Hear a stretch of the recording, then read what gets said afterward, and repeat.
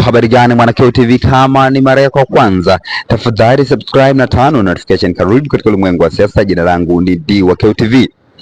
Chama cha Demokrasia na Maendeleo Chadema kinazidi kutoa updates mbalimbali ya misafara mbalimbali ya wanachama wa Chama cha Demokrasia na Maendeleo Chadema BAWACHA ambao wanatoka mikoani wanaenda pale katika mkoa wa Mara kwa ajili ya maadhimisho ya siku ya wanawake ambayo inafanyika tarehe 8 Machi mwaka 2026.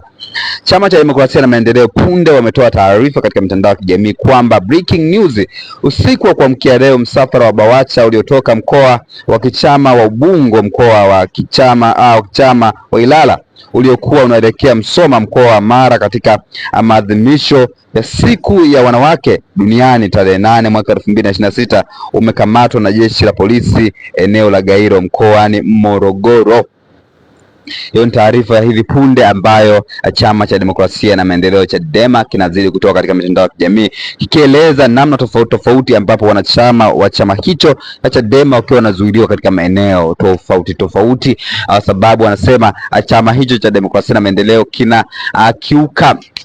kinakiuka sheria ambayo itolewa na mahakama kwamba kwenye kesi ya madai ambayo kwenye kesi ya mgawanyo wa mali ambapo Saidi Mohamed na wenzake walifungua kwa ajili ya Chama cha Demokrasia na Maendeleo na ilikapelekea mahakama kutoa maamuzi ya kuzuia shughuli zote za kisiasa ndani ya Chama cha Demokrasia na Maendeleo au Chadema. Ndio maana jeshi la polisi linakuwa linazuia wanachama wa Chama cha Demokrasia na Maendeleo kuweza kufanya shughuli mbalimbali. Wanasema kwamba zinahusisha na masuala ya kisiasa, licha ya watu mbalimbali kukosoa hatua hiyo kwamba siku hiyo ni siku ya wanawake, haihusiani na masuala ya kisiasa. Una maoni gani Mwanakeo TV? Tafadhali shusha maoni yako katika sehemu ya comment section. Jina langu Dwakeo TV, tukutane katika masuala ya kisiasa. Bye bye.